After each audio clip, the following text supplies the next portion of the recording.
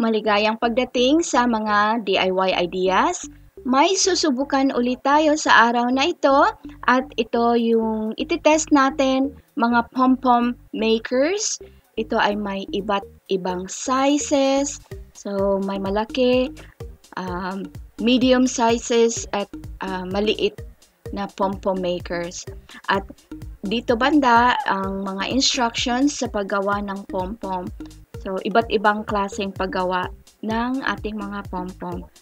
So, yeah. Pwede nyo lang itong sundin at makakagawa na tayo ng mga pom-poms.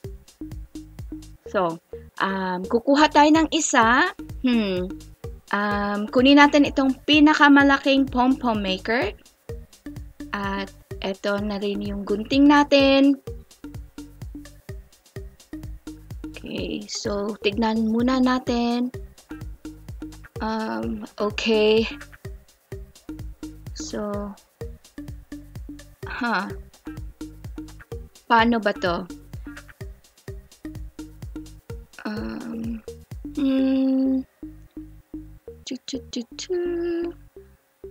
So, tignan na lang natin. Simulan na lang nating maglagay ng yarn siguro at subukan natin kung anong pwedeng gawin dito.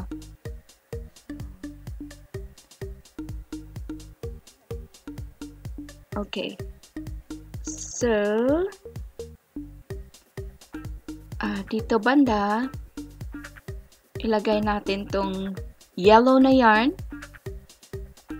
So, ipulupot lang ang yarn sa pom-pom maker dito na side.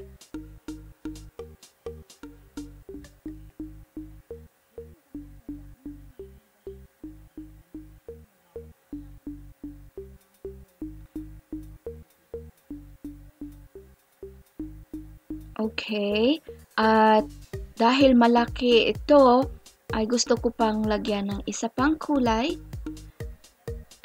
I-close natin itong side na ito at dito ulit sa kabilang side. So, itong gray.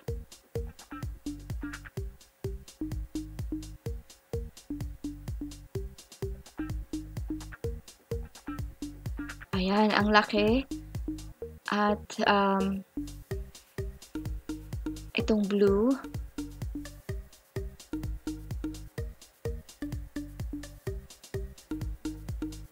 So, okay na siguro ito.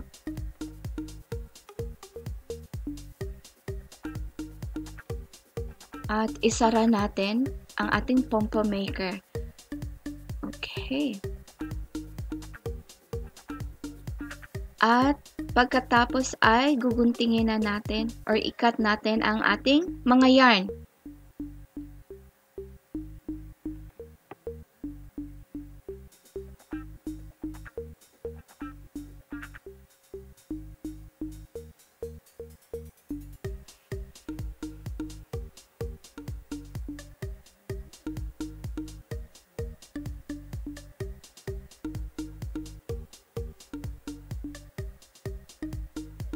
So, mabilis na nakakat yung yarn. So, okay, ayan. May isa pa.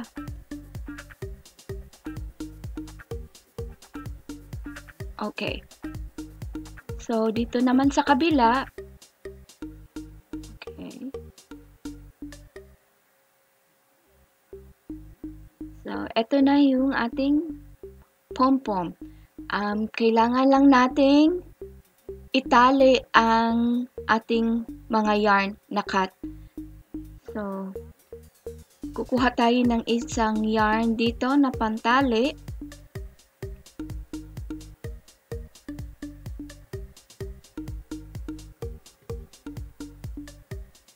At ilagay natin dito sa gitna. Ayan.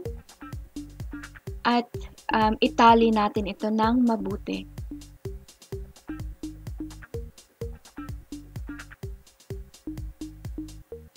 Okay? Para hindi ito matatanggal.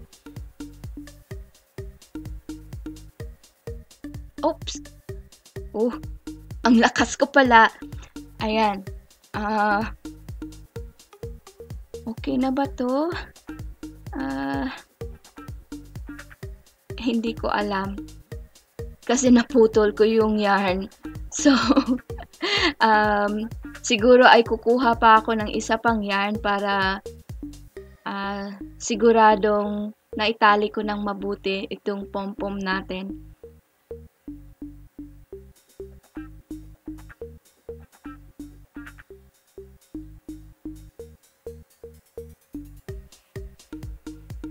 Okay. So, ayan na. At pwede na nating buksan itong ating pom-pom maker.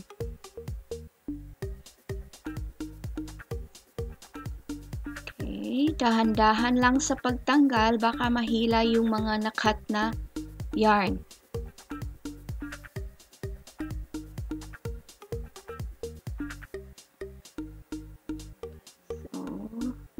Okay, hindi ko alam kung paano to. So, siguro natatanggal ito. Okay, ayan. So, natatanggal nga ito. At itong pom-pom natin. So, eto na siya. At, syempre, guguntingin natin itong mga sobrang yarn para mas magandang tignan itong pom-pom. Okay, nagunting ko na yung mga sobrang yarn at eto na yung ating pom-pom. Nag-iwan ako ng yarn para pwede itong isabit. So, yeah, kung nagustuhan niyo itong video na ito, ay bigyan kami ng thumbs up at mag-subscribe sa aming channel. So, hanggang sa muli! Paalam!